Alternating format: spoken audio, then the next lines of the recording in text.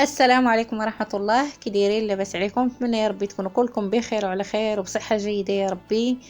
وانتم كتشاهدوا هذا الفيديو، الاقتراح ديال اليوم كيف شفتوا من العنوان ومن الصورة، كوكلي معمر بالروز او دجاج بحال بحال.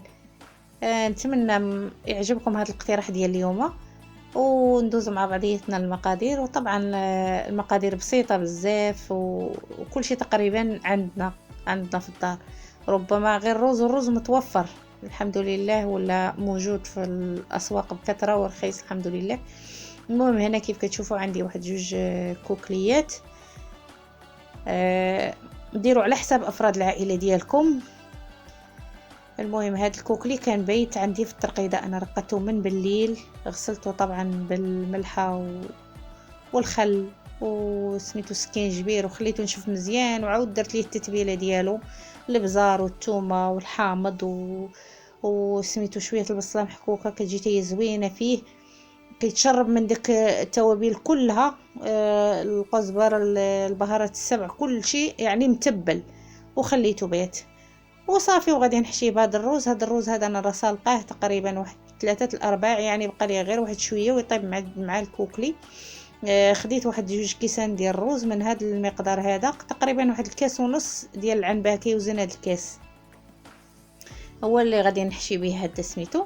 وغادي سميتو تا الروز غادي نتبلو ان شاء الله بالتوابل اللي قدامكم اللي كتشوفوا، سكينجبير وخرقوم وتحميره الابزار، واحد المكعب ديال الماجي، البهارات السبع، القزبر ناشف. المهم التوابل على حساب المتوفر عندكم نتوما. عندكم الهريسه اي حاجه، كل شيء كيمشي مع التتبيله ديال الدجاج. والحامض طبعا داك اللب ديالو، شويه ديال الربيع، وواحد البصله مقطعه رقيقه بزاف، هي اللي غادي نشحرها وندير عليها هذوك التوابل باش نتبل داك الروز وصافي، ونرجع نحشيهم. وها نتوما معايا ان شاء الله.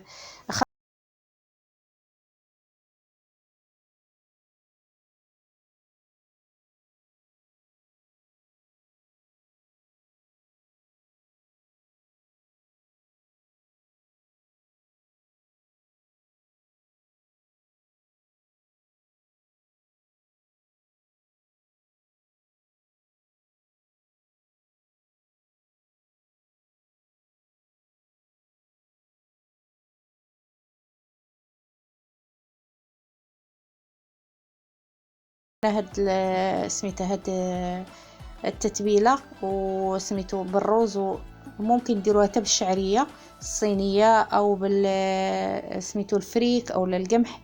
الدجاج كيجي زوين به الصراحه، محشي بحال هكا كتغيير فقط يعني على المعتاد اللي كنطيبه دائما.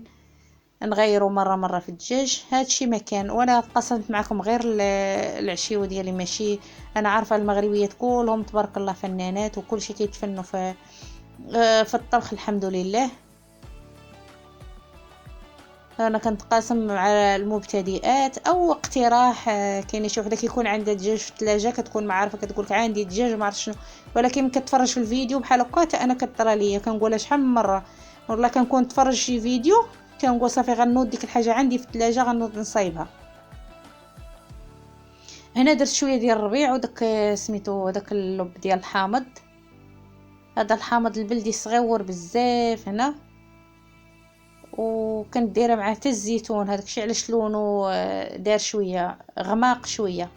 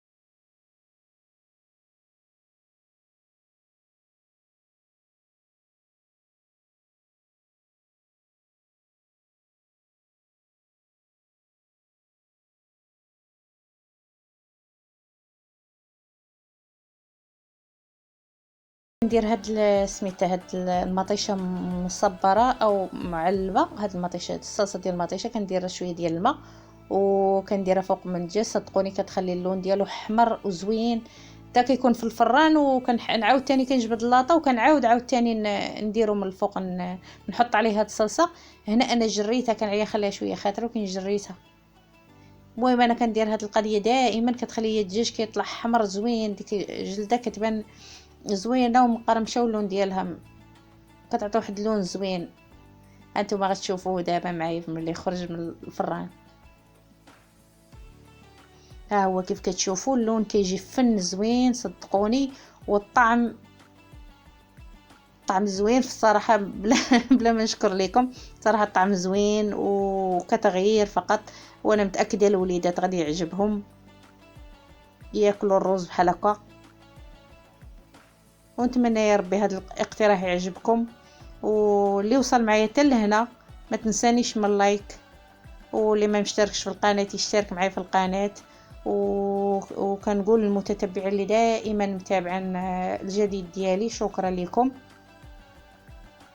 وشكرا لتعليقاتكم الزوينه. انا مأكده من تعليقاتكم الزوينه اللي كتكتبوا لي، هذيك التعليق هي اللي كتحفزنا زوج نبقاو نصوروا اي حاجه. انا كنغيب في الصراحه، ولكن هذه المره ان شاء الله غنبقى نصور معكم اي حاجه درتها باش ما نبقاش نغيب. وهنا كيف كتشوفوا بحال هكا كيجي. حنا كنعرفوا الدجاج ملي كيدخل الفران داك الصدر كيحاول، المهم كيشد راسو شويه كيقصح، ولكن راه طيب صدقوني. والطعم طعم فن كيف قلت لكم. والروز تا هو ها هو ما معجن ما والو، طيب ما شاء الله زوين. ونتمنى هذا الاقتراح ينال الاعجاب ديالكم، وشكرا لكم على المتابعه. ونتلاقاو في فيديو جديد ان شاء الله قادم ان شاء الله، واقتراح جديد. وكنقول لكم السلام عليكم ورحمه الله.